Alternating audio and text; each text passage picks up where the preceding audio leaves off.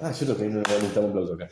Bienvenidos a un nuevo programa de El Poeta del Diván, un espacio de reflexión política, sindical, filosófica, bla, bla, bla, bla, bla, bla. Mi nombre es Javier de Fox y soy el mambice de la poesía. Mi nombre es Fernando Ramírez, soy docente universitario, psicoanalista y muy contento hoy por quienes nos acompañan. Mi nombre es Fran García Hernández, sociólogo, historiador cubano, autor del libro Cuba, una historia crítica, 1959-2025, publicado recientemente por Editorial Marea, con prólogo de Alejandro Horowitz, y que bueno, ya para esto vamos a hablar hoy. Bien, la primera pregunta indudable es ¿por qué? ¿Por qué el libro? Sí. Y buena pregunta. Pasa que en realidad hay muchas cosas que son del azar, ¿no? Pero la lucha de clases te va radicalizando. El azar se llama Rubén Biseglia, director de la Editorial de La Paz, chaqueño, que después del evento León Trotsky, el primer evento León Trotsky que se hace en Cuba entre el 6 y 8 de mayo del 2019, él llega en febrero del 2020 a La Habana, me trae unos libros de Trotsky y me dice, si quieres te publico una compilación de tus ensayos. Bien. Y yo empiezo a preparar la compilación de ensayos, pero era febrero del 20. Estaba empezando ya a tejerse la pequeña agrupación de la que soy vocero, Comunistas Cuba, y estalla el coronavirus, el gobierno cubano mete un paquetazo económico, la tarea de ordenamiento, arrancan las protestas el 27 de noviembre, que es un grupo de intelectuales y artistas y estudiantes universitarios protestando frente al Ministerio de Cultura, y después viene el 11 de julio de 2021, y todo eso me va llevando a que el libro se vaya radicalizando. Porque claro, el libro originalmente tenía desde ensayos sobre Trotsky en la poesía de Roque Dalton, la sociología en Camilo Torres, y básicamente varios artículos sobre la historia del trotskismo cubano. Pero a raíz que van pasando eso, lo fui mezclando con artículos que iban apareciendo. Como una respuesta política de lo que iba sucediendo. Exacto. Hasta que de pronto caigo preso el 11 de julio del 21 por participar en las protestas. Eso me provoca el despido y entro como una especie de shock, ¿no? Me voy para el apartamento de un director de teatro, Raúl Martín, que tenía una vista hermosa a La Habana Vieja, y ahí reformulo todo el libro. Me doy cuenta que tengo que convertir ese libro exclusivamente en la realidad cubana. Aparece mi actual compañera, entonces militante de política obrera, Claudia Cartier, me dice que no tenía mucho encanto que fuera una compilación de ensayos que hiciera la historia completa. Y ahí es donde digo, bueno, sí, voy a hacerlo del 59 hasta la actualidad, que no se había hecho, no existe, no es por darme bombo, pero no existe un libro que vaya del 59, que recorra 65 años del proceso cubano desde la revolución, burocratización y el inicio de la restauración. Bien, bueno, Frank, vamos a tratar de charlar de distintos ángulos, ¿no? Sobre el libro, lo más distendido posible para que el público también pueda tener una escucha, ¿no? Lo suficientemente representativa de lo que ha sido el espíritu de este libro, que yo he leído y recomiendo enfáticamente, ¿sí? Su lectura por la sistematicidad, ¿no? Y la documentación de fuentes, sobre todo con la que vos exponés allí los acontecimientos de la historia de Cuba entre el 59 y el 2025, pero además, bueno, tus posiciones, ¿no? Que es un poco de lo que vamos a hablar. Frank, vos ahí caracterizás lo que ha sido el proceso de la Revolución Cubana como un acontecimiento, ¿no? Distinto a las grandes revoluciones de la historia política moderna, la Revolución Francesa, la Revolución Rusa, ¿no? Pero al mismo tiempo que distinguís a Cuba de esos procesos, bueno, también sostenés que Cuba no fue una excepción, ¿no? No, es decir, un error nacionalista. Ahora vamos a eso, termino de formularte la pregunta. El proceso de la Revolución Cubana, según vos decís, atraviesa tres grandes instancias, ¿no? Una revolución de orden nacionalista, burguesa, como vos la llamás ahí, constitucionalista, agrarista, ¿no? La reforma agraria, Fidel en el la restauración de la Constitución del 40. Exactamente, ¿no? La restauración de la Constitución del 40. Una etapa de dictadura, ¿sí? Democrática de obreros y campesinos, y finalmente la revolución socialista, ¿no? Cuba atraviesa esas 3 instancias como proceso revolucionario. Pero Frank, si no es un calco de las revoluciones políticas modernas, si tampoco es una excepción o accidente de la historia, ¿cómo entender entonces el proceso de la Revolución Cubana?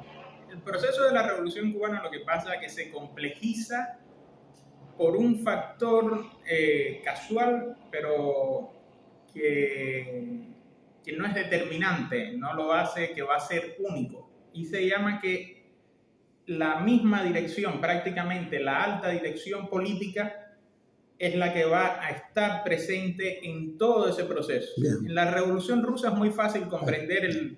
La Revolución Rusa hace algo muy similar. Empieza siendo una revolución democrática, por decirlo así, que echa abajo el zar, viene un gobierno burgués y de pronto toma el camino socialista. Pero es más fácil de comprender porque hay una sublevación y ese gobierno cae y es sustituido por otra dirección.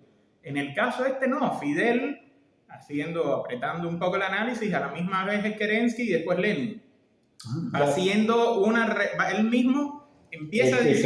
todo el proceso. Exacto, y entonces es lo que te complejiza el asunto, porque como este tipo me está diciendo voy a romper con la Unión Soviética, no somos comunistas, eso es el 6 de enero, 5 días después del triunfo de la revolución, y después termina diciendo somos marxistas, leninistas. Pero en eso, pero entonces, ¿cómo introducís en eso el carácter frentista de los inicios de la Revolución Cubana? Es decir, con el directorio, con Partido Ortodoxo. Con el Partido Ortodoxo. Porque es que es una... ¿Por qué no es único? Porque en realidad es la lucha de clases lo que va generando esto. Yo lo que me opongo en ese caso a las tesis nacionalistas que dice, que además son hasta antirrevolucionarias, porque entonces te dice, no puede haber más revolución en América Latina porque ahí fue una serie de excepciones lo que se dio. No fueron excepciones, fue la lucha de clases con un dirigente consecuente que dice, no, yo quiero hacer la revolución, mi meta es la reforma agraria y beneficiar a la clase trabajadora. Un sentido muy básico que en algún momento hasta lo comparo con el peronismo y digo, bueno, la diferencia es que Perón no tenía intención de hacer una revolución de verdad y lo que hace es ir poniendo frenos a cuando la reforma se radicaliza. Fidel no, Fidel cuando le ponen freno a la reforma que le está haciendo se radicaliza aún más. ¿Y por qué? Por la lucha de clases. Es la lucha de clases lo que va, y la lucha de clases está presente desde que el ser humano comienza a ser el ser humano, desde el esclavo ¿Cómo podemos hacer para bajar un poco a tierra ese concepto de lucha de clases como lo utilizás vos? Porque si no puede sonar medio como demasiado abstracto. Vos identificás en el libro, yo no leí, algunos hechos específicos de la lucha de clases que hacen o que muestran la voluntad. Sí, claro. Ahí yo hablo en el libro yo dejo bien claro qué cosa es burguesía, qué cosa es la clase trabajadora. Soy medio machacón con eso, porque además la historiografía cubana actual medio que ha ido abandonándolo por varios motivos. Y sí hay ejemplos claros de la burguesía, que lo narro detalladamente ahí, que se opone a cualquier tipo de reforma. La burguesía cubana es una burguesía muy sometida a Estados Unidos, que no puede entender que puede llevar adelante una reforma sin romper con el capitalismo. Que eso es algo hábil que sucedió aquí en Argentina, en Brasil con el guetulismo, el cardenismo en México, sectores de la burguesía que dicen, sí, vamos a hacer una serie de reformas. O sea, y hasta aquí. En esos inicios hay una similitud con Cárdenas, con Vargas, con... Claro, el caso es que Fidel... Cárdenas, Perón, Vargas, pero Fidel no tiene ese sector de la burguesía que apoya a Cárdenas, a Vargas, a Perón. En este caso no. Fidel tiene solo a las mayorías populares, a la clase trabajadora y al campesinado, que dice, voy contigo hasta el final. Pero la burguesía, desde que Fidel empieza a tomar, es decir, esta reforma agraria la vamos a hacer en serio. Ya ahí el mismo ministro de Agricultura dice, no, esto es muy radical, esto no lo vamos a hacer. Por una reforma agraria que se podía haber aplicado con una sonrisa de oreja a oreja, que a Estados Unidos no le molesta.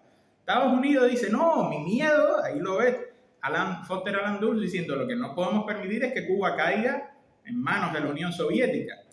Y medio que le podían permitir algunos chistes a Fidel, pero esta burguesía que además es muy subdesarrollada, es muy sacarocrática, está muy pegada al azúcar, a la industria azucarera, no se ha desarrollado con autonomía nacional, sí logró la independencia por otras vías, que yo explico también las guerras de independencia.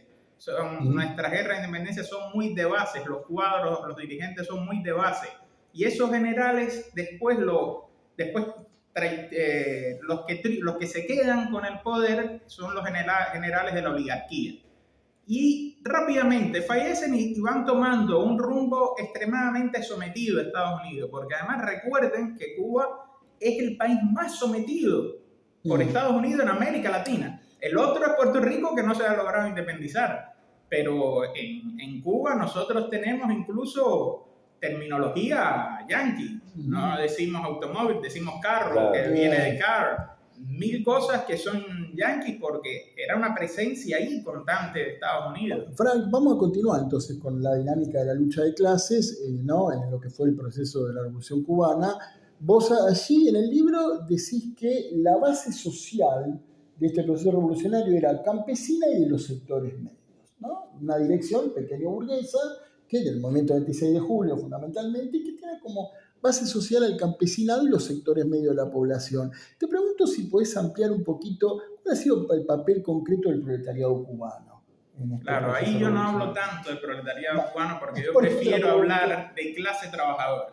Quiero aclarar que clase trabajadora, claro, el problema es que cuando Marx habla de proletariado, que te describe en el Capital, el proletariado es la clase social que vende la fuerza de trabajo. La fuerza de trabajo son las condiciones intelectuales y físicas.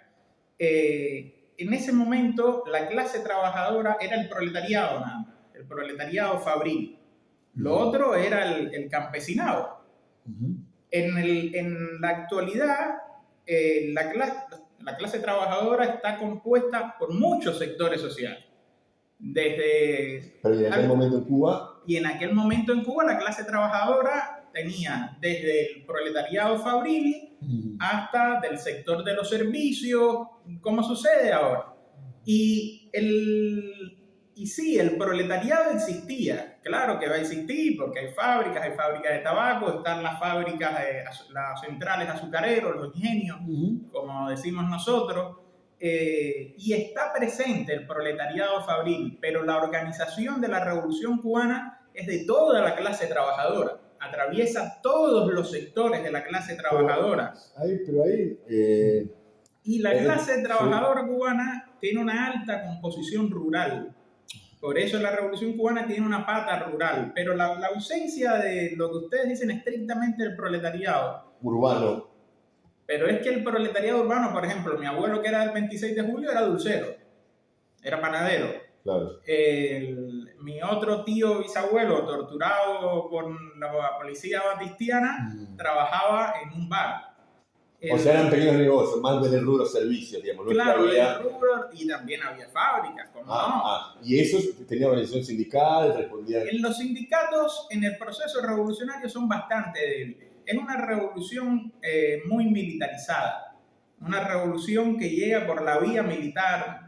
Los dirigentes siguen vestiendo de militares constantemente, se militariza rápido la sociedad y los sindicatos quedan como un ad hoc, como un accesorio que se estatiza rápido, y los principales dirigentes de la revolución, desde Fidel Castro hasta Che Guevara, empiezan a tener el discurso de que exigir derechos sindicales es ir contra los intereses de la clase trabajadora, porque si ahora la clase trabajadora está en el poder, ¿qué sentido tiene que te enfrentes al gobierno? Ahí yo lo cito, la clase trabajadora tenía que ser sindicalista, tenía que ser comunista, pero ahora la clase trabajadora está en el poder, tiene que apoyar al Estado. Y el Che le tiene alergia a los sindicatos. Sí. Alergia. Bueno, a mí me recuerda, hay una película argentina... Bueno, y además, este discurso cala con fuerza dentro de la clase trabajadora. Salvo algunos reductos, los anarquistas que no la ponen bien, los trotskistas no pasan de 50, y la clase trabajadora empieza a asumir de verdad que protestar por los derechos laborales es estar contra la revolución. Claro, eso es algo... Sí, porque hay una película de Eva Perón en la cual es muy famosa. Eva Perón va a una huelga importante acá en el 49, creo, una huelga de ferroviarios, y palabras más, palabras menos le presenta esta idea. Le dice, muchachos, si ustedes hacen huelga, están en contra de un gobierno que está con los trabajadores, suena similar en cuanto a este aspecto que vos decís de la etapa, quizás al principio, similar entre Perón, pero que vos decís que Fidel sí avanzó hacia una radicalización. Claro, la idea de la revolución cubana, si tú la empiezas a comparar con el peronismo, la revolución inicial se parece mucho. Sindicatos alineados con el gobierno acríticamente, un gran líder y una ideología que no es ni yanqui ni marxista. Sí, al punto de que Sartre dice, esto es una revolución sin ideología, sí, en el 60, porque no entiende para dónde va esta gente. No se alinea con la Unión Soviética, reciben el apoyo soviético, no se alinean con los chinos, que ya había pasado con Egipto, por decirlo así, con Nasser. Pero en el caso de Cuba es más fuerte aún, porque Cuba se propone prácticamente ya desde los 60 empezar a internacionalizar la revolución, hacer la revolución, llevarla por todo el continente. Que bueno, me vas a decir, sí, Nasser trata de hacerlo todo con el Medio Oriente, pero sí, de a poco se radicaliza más y Fidel ya salta a África, salta al tercer mundo, viene en la sola. Sí, pero en eso, perdón, vos. No, antes de continuar con esa línea, Frank, hablaste de la vía militar en la revolución, algo que en el libro quizás no lo encontré en forma explícita, pero aprovechamos ya que estás aquí. Me interesaría que puedas sintetizar un poquito, bueno, ¿y cuál es el papel del ejército, ¿no?, en el proceso de la revolución cubana? Es decir, ¿qué pasaba con ese ejército que estaba bajo Batista, ¿no?, y si la vía militar fue introducida desde afuera por los movimientos armados, que serían un ejército irregular o informal? Claro, ¿no? Eso ahí yo lo que pongo sí es que, a diferencia de otros gobiernos nacionalistas, estoy pensando en Jacobo Arbenz, en Villarroel, que de una manera u otra tienen el problema de la sublevación del ejército, Fidel destruye el ejército burgués. Llega y eso desaparece. Es el ejército rebelde y lo pone. Este es el ejército rebelde de obreros y campesinos. Sin una idea prevista desde el marxismo de que este es el ejército de obreros y campesinos, estaba compuesto por obreros y campesinos. Deja 3-4 soldados oficiales del ejército burgués que deciden incorporarse, como mismo dejó Trotsky algún que otro oficial zarista para incorporarlo a que diera clases de cómo manejar la situación del ejército rojo. Pero no hubo un pasaje masivo de las filas del ejército de Batista hacia se licenciaron, se fueron licenciando, se exiliaron, porque además también el ejército de Batista era imposible de sostener, porque había sido un ejército muy cruel, vinculado a la tortura, a la represión, y los casquitos le decían, y ser casquito era lo peor. Entonces ellos mismos se desactivaron. Ahora me surge una pregunta porque el PSP, el Partido Comunista, existía, tenía una presencia.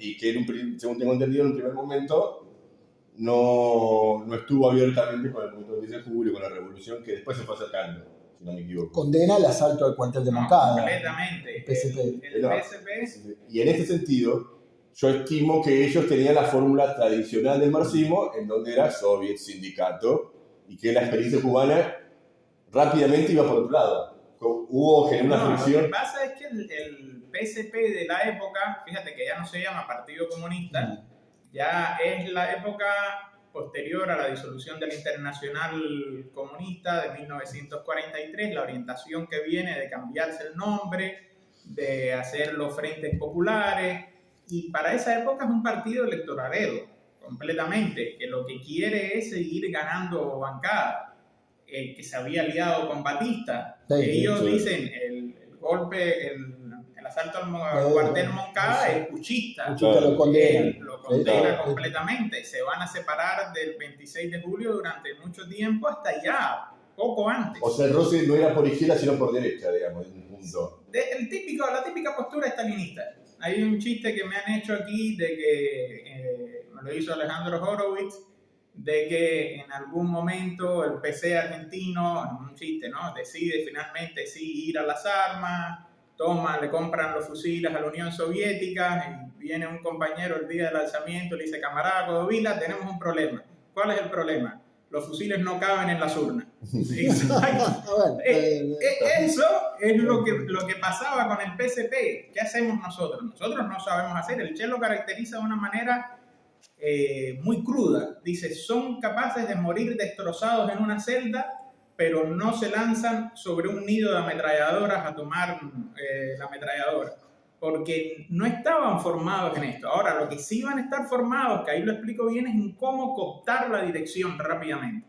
Ellos ven en la Revolución Cubana la posibilidad de las democracias populares de la Europa del Este. Recuerden que las democracias populares de la Europa del Este es lo que ponen el Stalin con el Ejército Rojo, que era el PC, más el ala de izquierda, por decirlo así, del Partido Socialdemócrata, más un partido agrarista, y terminaban haciendo una movida en la que el PC terminaba tomando el poder. Por eso la mayoría de los partidos allá no era Partido Comunista, era Partido Obrero Unificado Polaco, Partido Socialista Unificado Alemán, terminaban dando un golpe rápido. Ellos piensan lo mismo. De hecho, el nombre del primer partido único que hay es Partido Socialista, Partido Unido de la Revolución Socialista, el PURS, de la Revolución Cubana, porque es lo mismo, la fusión del PSP con el 26 y el DR, y te das cuenta que sacan rápido el directorio revolucionario, porque el directorio revolucionario está a la izquierda del 26. El directorio revolucionario tiene un programa muy de izquierda, sin hablar de socialismo, pero es muy de izquierda, y en el 26 es una amalgama que, bueno, ahí vivieron, ahí anticomunistas. ¿En qué se actualiza la posición de izquierda del DR? El DR habla insistentemente de la cuestión obrera, rompe con no está de acuerdo con que el 26 lleve como presidente a Manuel Urrutia, que no tiene ninguna trayectoria, que es anticomunista. Ellos proponen a un dirigente de la lucha estudiantil universitaria de la Revolución del 33, que es un socialista, Raúl Roa. Van más por la izquierda que el movimiento 26 de julio, que es un movimiento centrista. Claro. Que ahí hay de todo. ¿Utilizarían el término bonapartista para esa intervención del 26 de julio? Y es muy específico del trotskismo. Yo traté de no usar tanto esos términos porque es un libro que está dirigido a un público bastante amplio. Claro. No estoy pensando nada más para el público trotskista, sino para que en algún momento lo pueda leer el público cubano. Yo sé que lo va a leer el público argentino, y uno de mis grandes temores era que el primer acercamiento iba a ser un público peronista. Claro. Y que entendieran lo que estaba sucediendo, porque yo lo que quiero es que entiendan que no es lo mismo. Yo me he encontrado con peronistas que me dicen hay que defender a la Revolución Cubana y no saben quién es el presidente hoy. Claro. Después, cuando me dicen eso, me dicen, ¿y quién está gobernando hoy? Ya se murió Fidel, ¿no? Claro. Entonces, se enteraron al final. Sí, desinformaste. Para que puedan comprender el proceso, yo tengo que explicar desde un lenguaje marxista, usando bastante a Trotsky. Pongo el tema de la revolución permanente, la revolución traicionada y demás. Igual todo esto ya sale en otro libro, porque este libro inicialmente eran 600 carillas, lo que te da casi 1000 páginas. Lo recorté para la ocasión. Lo vas a dejar con la radio, básicamente. De todas maneras... No, el otro es la historia del trotskismo cubano desde el 32 hasta la actualidad, que ahí nos metemos más de lleno con esas polémicas. Bueno, entonces tendrás una posición interesante lo que decís, porque yo leyendo el libro, más allá de que esto sea para un público amplio, no específicamente trotskista, bueno, nos encontramos con lo que significó la participación de un partido trotskista en el gobierno cubano, que fue el Partido Obrero Revolucionario. No, en el gobierno no, en la revolución, pero no. Bueno, eso era lo que te iba a preguntar. No llegan al gobierno, pero tienen integrantes, por ejemplo, en el Ministerio de Industrias Básicas, como fue el caso de Roberto Acosta, trabajando con el Che, ¿verdad? Además había otro que era escolta del Che, que no me acuerdo. León Ferrera. Bueno, y la pregunta y además el Partido Obrero Revolucionario de los Trabajadores estaba dirigido por Posadas, ¿no? Homero Cristalli, que toma se meten problemas grandes. Bueno, pero eso te iba a preguntar. Vos allí en el libro, hablando de la experiencia del POR de los trabajadores, bueno, describís, ¿no?, los embates que sufrieron, el proceso represivo, cómo sin embargo el Che fue más benevolente o más indulgente con ellos, a pesar de que estaban encarcelados por las acusaciones, ¿no?, que recibían por parte del gobierno cubano. Pero te pregunto, Frank, más allá de cómo políticamente haya sufrido el trotskismo la represión o la persecución del gobierno cubano, en particular el POR, ¿no?, que es el partido que concretamente ha estado ligado, ¿no?, al proceso revolucionario, ¿qué balance político hacés vos de la experiencia del POR? Vos llegás incluso a describir su propia disolución en el año 73, allí. Pero me gustaría que sintetices un poquito cuál es el balance, la lectura política que hacés vos de la actuación del POR. Lo primero que hay que ver es que la desaparición del POR fue un golpe a la democracia en la Revolución Cubana. Porque esa posición de izquierda, que en realidad, ojo, ellos ni siquiera se asumían de oposición de izquierda, eran muy leales a la Revolución Cubana. Es asombroso que incluso Alberto Ferrera, que era el secretario general, llega a decir en una entrevista que está en internet que nada que ver la prisión estalinista con la prisión fidelista, que a ellos le dejaban hacer una escuela política en la prisión. En la prisión estalinista no lo hubieran dejado hacer eso. Pero el porte que era necesario, era muy necesario, desde que triunfa la revolución, ¿dónde se va a meter rápido el Partido Socialista Popular? Los estalinistas. Uno, la cultura, la propaganda, y otro, la seguridad del Estado, es decir, la KGB. Tampoco que tienen mucha fuerza, ¿no? Porque no están, yo lo digo, no tienen dónde meterse, pero es por donde ellos van a tratar de empezar, es lo que más les va a traer. Y al tener esto, ya en el 60 ya ellos están en la seguridad del Estado. Porque además Fidel es un bicho político, ¿sabe? ¿Quién de nosotros sabe todo esto de la seguridad del Estado, la contrainteligencia? Esta gente están formados por la KGB. Y rápido le empieza a dar a cuadros que habían tenido formación política a que asuman esto. Ellos dicen, cuando ven que se constituye un partido trotskista, esto no se va a permitir. Y esa gran represión hace que el trotskismo cubano no pueda avanzar tanto. Y termina siendo un partido marginal. Pero además también choca la realidad. Cuando empezaban a ver el programa, era muy similar al programa de ellos con el de la Revolución Cubana, que crítica a la Unión Soviética. Fidel estaba desafiando a la Unión Soviética en ese momento. Revolución mundial, bueno, estamos llevando guerrillas por el mundo entero. Ya si estoy de acuerdo o no estoy de acuerdo con la vía, era un momento en que la ebullición de la guerrilla era muy grande. Bueno, pero ahí hay una consulta. Pero entonces debe haber pesado... Pues hay una identificación entre el programa posadista, trotskista posadista y la Revolución Cubana. Calculo que ahí después hay un cambio cuando Castro se alinea más abiertamente con Moscú. Fidel se alinea con Moscú en el año abiertamente en el 70-71. Sí. Pero la represión grande contra el trotskismo no viene tanto por Fidel hasta el año 65, que prácticamente se tienen que disolver, sino por el PSP.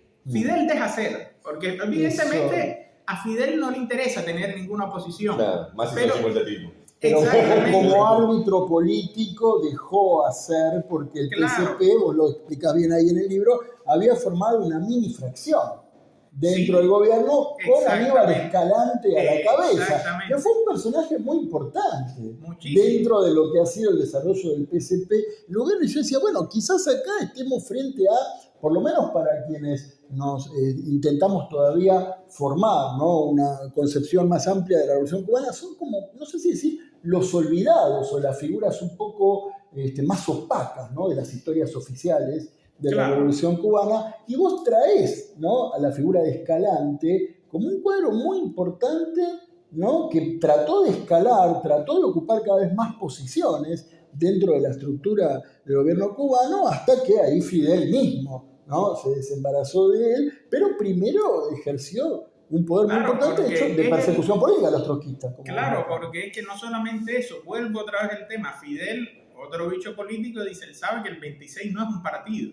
Quiere construir un partido único. ¿Quién sabe construir el partido? El PSP. ¿Quiénes tienen la instrucción? Escalante. Escalante era un cuadro de construir el partido. Cuadro que va y se mete en la fábrica. Muy importante. Y entonces vamos a dejarle la cuestión burocrática a Escalante.